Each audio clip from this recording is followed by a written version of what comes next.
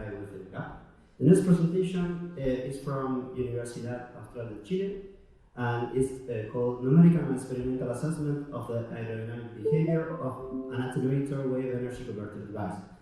The authors are Pablo Matamala, Álvaro Gallardo, José Miguel Ahumada, Cristian, Cifuentes, Francinet, Gonzales, and Gonzalo Tampier. And the speaker is José Miguel Ahumada. Thank you for your introduction. Very accurate. So I am glad to be here today in Gonzales, using the spot of Pablo, because he is the main author of this work with Álvaro. So I will try to present to you and give you some overview of this work.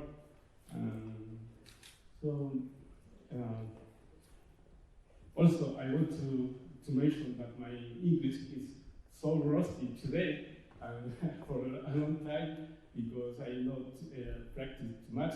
But this is a very good occasion for practice. So I am a little nervous for that, but I can go. Let's go. So today I will give you some very brief introduction with some important and relevant data from the marine energy in Chile. Also, I will give you some figure of the device that we study in this work, and obviously experimental stuff about the configuration of the problem that we studied during this project. The numerical analysis, okay, I will give you some data also, and I will show you, I'll share with you some results, okay, and the main conclusion. So, it's well known that Chile has a great potential in marine energy.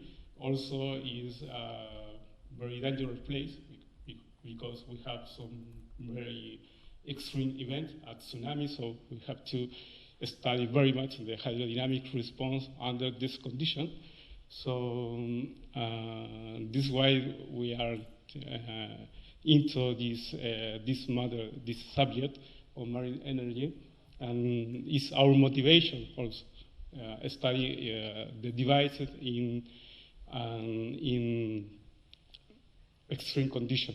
Okay, in Chile, the marine energy is about 2014 gigawatt. It's important amount of energy, and in the density of the energy in the north of the country is more or less 20 kilowatt per meter, and in the most southernmost zone in Chile is around 200 kilowatt per meter. So it's very large amount of energy. So in Chile, wave conditions are long, with long period, long length. So in this condition, we conclude that the attenuator devices are very suitable for this condition, yeah? Because you can adapt the length of these devices. So also we perform assessment of several criteria for commercial project, and the attenuator device, as we can. ¿Cuál es la que? ¿Esta? No, está aquí. sorry. So we assess the criteria for commercial project, and the attenuator device are with several of them. You can see here green point, match the criteria, and is the only one that match almost every criteria. So it's a very good device for Chile. So the scope of this work is first to implement a numerical model for hinged body. Attenuator devices are hinged. So and validate this model with experimental result. Okay. And second objective is understand the dynamic behavior analysis of the device in regular wave and in the future in a real sea. Okay, we have performed some computation and calculation in irregular waves, but we have to check out the validation of this result. A specific objective of this work is to the hydrodynamic assessment of attenuator type wave energy device. Okay, that is our main objective during this project. Okay, so our device is this, as figure 3 is shown, is composed by two bodies, rectangular body. It's very simple. It's a generic device.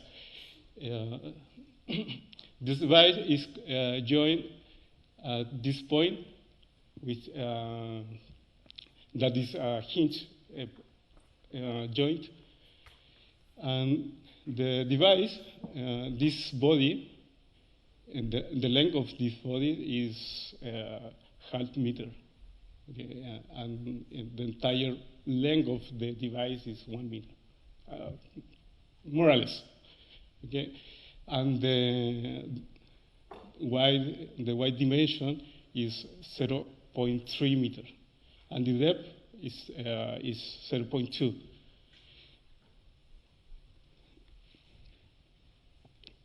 Okay, here are the physical property of the device. Mass is 7.5. Inertia, that is important for this study, 0.15, more or less. Okay, I would like to remark that we have implemented a pendulum method to obtain this property at the towing tank, at the facility of the university. So the experiment were carried out in the towing tank at the Universidad Austral de Chile, okay, which is 45 meters long, 3 meters wide, and 2 meters deep. The towing tank, our facility, are equipped with an irregular wave generator capable to or able to generate irregular wave up to 0.16 significant height. Also, very important data about our laboratory is that is member of the ITTC. Okay, so we apply the standard measurement method in the experimental facility. So for perform the experiment, we use 3 weight probes that are here, here, and here. Okay, this is one. Why Álvaro is this one probe? But okay, these are the anchor point here and here that are connected to a load cell, and here. We have 4 cameras as part of the quality system to track the device motion. Okay. The system, the software of the quality system is this. You can see the shape of the wave that is tracking this mark. Okay, this mark attached to the body. Okay, so we can measure the 6 degrees of freedom, in this case 12 degrees of freedom, due to our two bodies, so we can measure roll, heat, pitch, everything. Okay. So the layout of the experiment is here. We have the paddle here. We have the anchor point there and there, the body, the origin of the system system reference, and the wave proof 1, 2, and 3. Okay? So to calculate the dynamic response of the device at the towing tank, we generate two bunches of wave.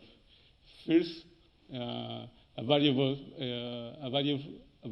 height as the frequency wave is increased. Okay, this decrease, and in the second group of wave was constant. The objective of this wave height is to keep a linear wave, okay, a linear wave shape. So this is the experiment, not exactly the regular experiment, but it's an example. Okay, the motion of the device, okay, and the wave passing it through the device. So during the experiment, we found some incongruence, some discrepancy in the result due to the use of the mooring line. So we use a high tension in the mooring line, so the discrepancy with numerical result. So we perform sensibility analysis to understand what is happening with the tension. So here you can see this red dot is the higher tension, and the black dot is the smaller tension. So there is we found a great influence on the dynamic behavior due to the initial tension. Okay, this is the pretension on the mooring line. And this sensitivity analysis is the spring constant of the mooring. And there is not, we cannot observe a great influence of the spring constant. So doesn't care if it's 120 or 16. Doesn't care. Could be anything. But the initial tension is very important to perform the experiment. So on the other hand, we perform numerical method, not just experimental. That is my area. So for numerical method, we use NEMO code. That is a BEM element method, based on the Laplace and Bernoulli equation. That's why it's an ideal flow or potential flow, or whatever. So here are the Laplace-Bernoulli equation, and here is the motion equation for the device. The motion, this equation depends on the added mass, the hydrodynamic added mass, and here is the potential and viscous damping. The viscous damping, we perform some decay tests to obtain this parameter, and this. And the last term,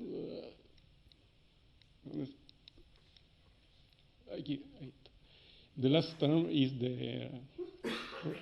the spring constant, the hydrodynamic spring constant.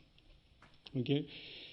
In case of the hinge method, we developed an algorithm to model this behavior. It's very simple. Just two ideas. Is second law, Newton law, action reaction. Here, this guy here is action reaction, Okay, it's the same force as the upstream and downstream body. Okay, it's very simple. And the motion at this point is equal or the same at this in this guy and this guy. Okay, it's very, very, very simple. And here is the Euler matrix to transform the rotational motion to linear motion. Just this. It's very simple. Okay. So this is NEMO, the grid of NEMO, and this is the parameter for NEMO, and these are the results. Here are the results that I would like to share with you. This is without or free floating condition. Here you can see here the line red in NEMO and black dot and black line is the free floating condition, and red line and dot are with result with pre-tension condition. Okay, here in both cases result agreed very, very well with the perimeter result, but this red line have an empirical correction that correspond with nonlinear spring constant of the mooring line. There's other results, but are not very interesting. So, as conclusion, I would like to mention that we have very good agreement between numerical and experimental result. And the numerical method presented captured the trend very well of experiment in both cases. But in the red case, with some empirical correction, but wasn't necessary in the free floating condition. That is very, very good. So as future research, we will consider the nonlinear effect on the mooring line in the model. And other future topic is to apply the present model to a spectral analysis of the device. Again, thank you very much for listening. Thank you, Jose. Very good. Yeah, we have time for one question. Anyone? John?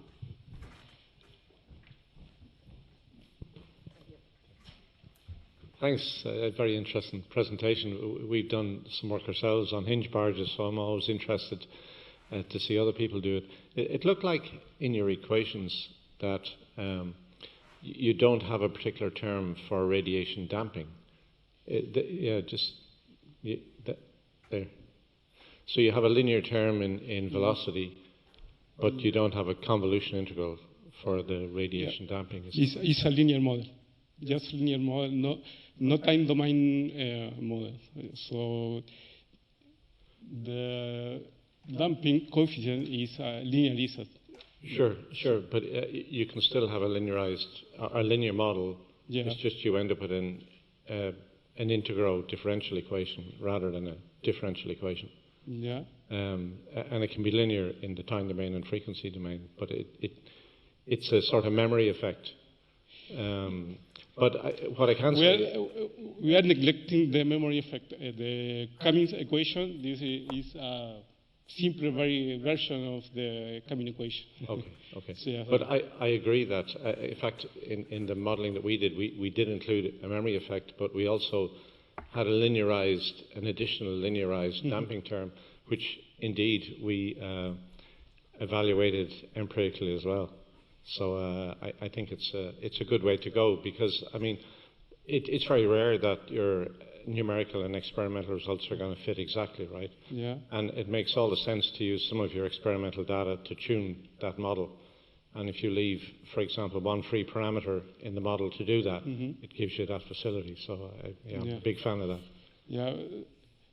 In this project, we try to capture frequency time depends phenomena, but for time depends analysis, time domain analysis, for sure, memory effects are very, very important.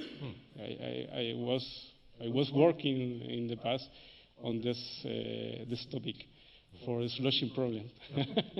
Yeah, and I solved the Cumming equation and the memory effect for this.